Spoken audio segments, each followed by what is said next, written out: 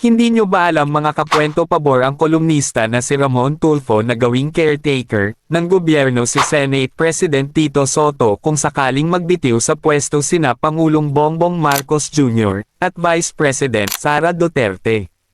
Ayon kay Tulfo, sapat ang kwalifikasyon ni Soto para pamunuan ang buong Pilipinas. Si Tito ay matinong tao. Akala lang natin komedyante yan, wika ni Tulfo. Si Tito, classmate ko yan sa Letran E.